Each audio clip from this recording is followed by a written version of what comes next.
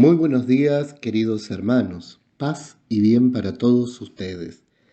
En este día, 4 de agosto, la Iglesia celebra la memoria obligatoria de San Juan María Vianney, conocido popularmente como el Santo Cura de Ars.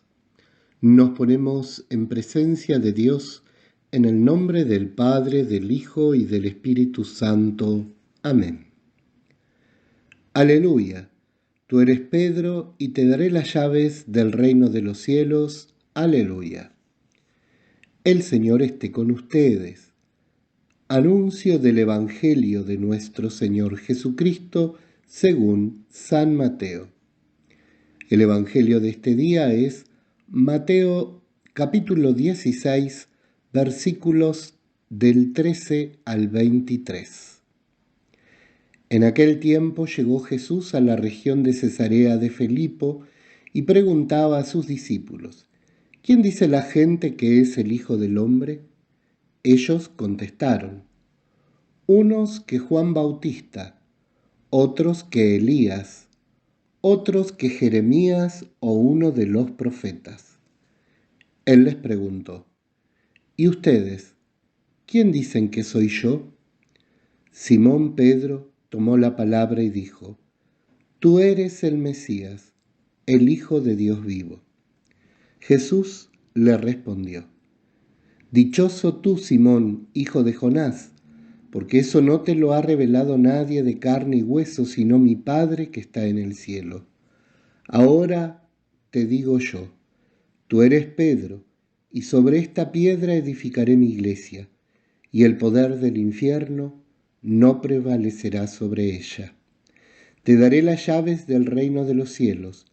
Lo que ates en la tierra quedará atado en el cielo, y lo que desates en la tierra quedará desatado en el cielo. Y les mandó a los discípulos que no dijesen a nadie que él era el Mesías. Desde entonces empezó Jesús a explicar a sus discípulos que tenía que ir a Jerusalén y padecer allí mucho por parte de los senadores, sumos sacerdotes y letrados, y que tenía que ser ejecutado y resucitar al tercer día. Pedro se lo llevó aparte y se puso a reprenderlo. No lo permita Dios, Señor, eso no puede pasarte. Jesús se volvió y dijo a Pedro: Apártate de mí, Satanás, que no me haces tropezar. Tú piensas como los hombres, no como Dios. Palabra del Señor. Gloria a ti, Señor Jesús. En el Evangelio que acabamos de escuchar, asistimos a uno de esos acontecimientos que son fundamentales y fundantes de nuestra vida de fe. Es el protonacimiento de la Iglesia.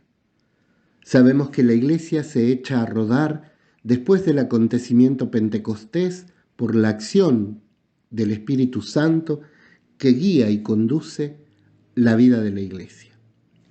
Sin embargo, Jesús ya había fijado sus cimientos, y es justamente en este texto donde nos encontramos con esos cimientos puestos por el mismo Jesús. En el texto, Pedro, frente a la pregunta de Jesús, movido por la acción del Padre, por la attractio patris, podríamos decir, por el Espíritu del Padre que le revela esto a Pedro, Pedro reconoce a Jesús como el Mesías, el Hijo de Dios. Frente a esta realidad, Jesús responde, diciendo que eso no se lo ha revelado la carne ni la sangre, sino el mismo Padre. Y por lo tanto, hará de Pedro, de este hombre sencillo, de este hombre humilde, el primer papa, el primero entre sus pares, los apóstoles. Tú eres Pedro, y sobre esta piedra edificaré mi iglesia. Esto es un momento fundacional de la vida de la iglesia. Es decir, la iglesia será una iglesia apostólica con un fuerte componente petrino. El cuerpo de los apóstoles tiene un líder, y ese líder es Pedro, la roca, la piedra sobre la que Jesús edifica su iglesia. Desde Pedro, el primero, hasta el Papa Francisco, siempre la Iglesia a lo largo de estos 21 siglos ha tenido un Pedro que es el primero entre sus pares, el líder del cuerpo apostólico. Digo líder porque la cabeza es Cristo, solamente Cristo. A razón de una organización humana, decimos del Papa el vicario de Cristo.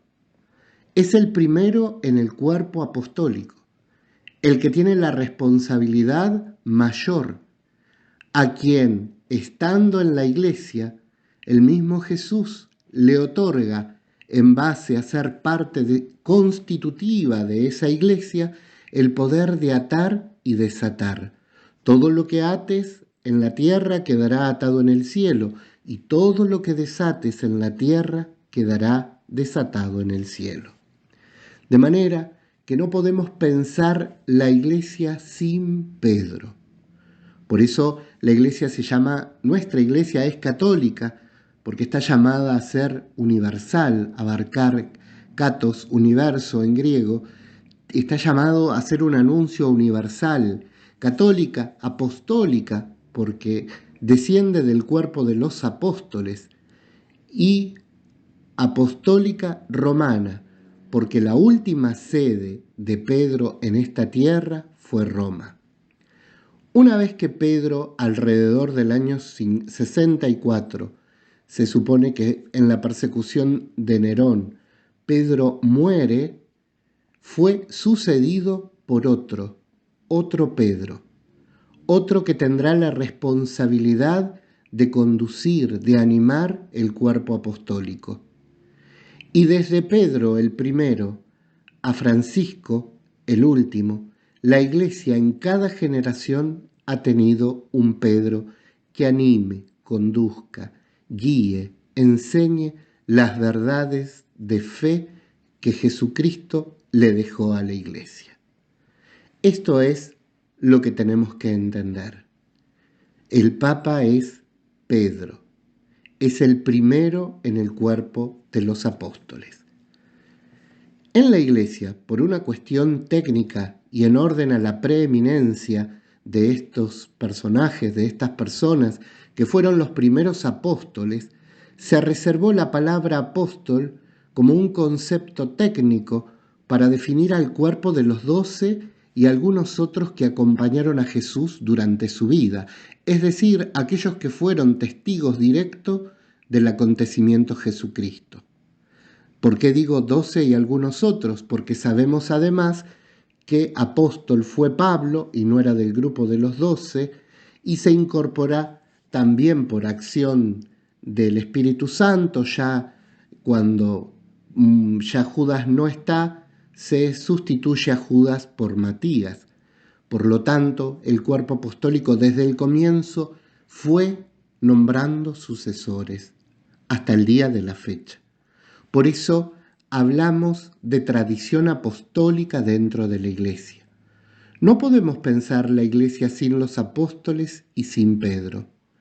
Cuando uno mira al personaje Pedro, y hoy en el texto queda claro, descubre que en ese corazón tan humano como el de Pedro nos podemos ver reflejados todos nosotros y nos abre a la esperanza.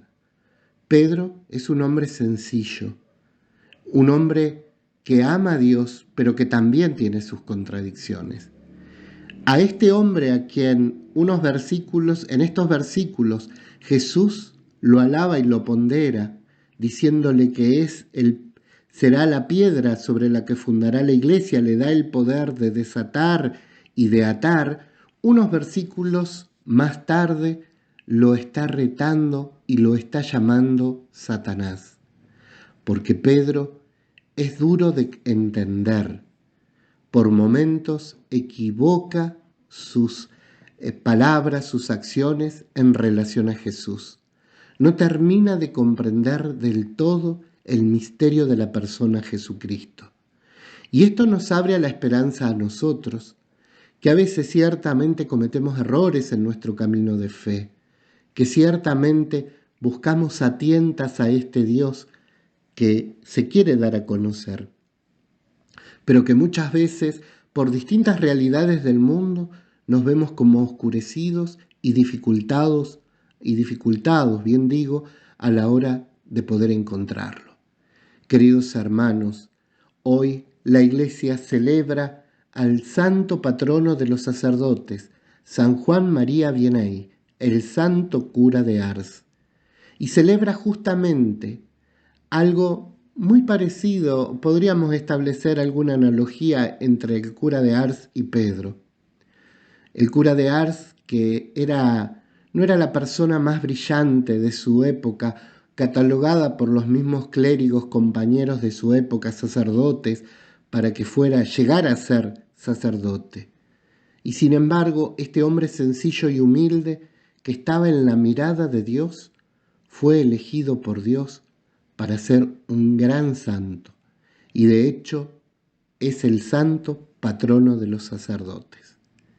En este día, queridos hermanos, se refleja en estos textos además la libertad de Dios a la hora de elegir.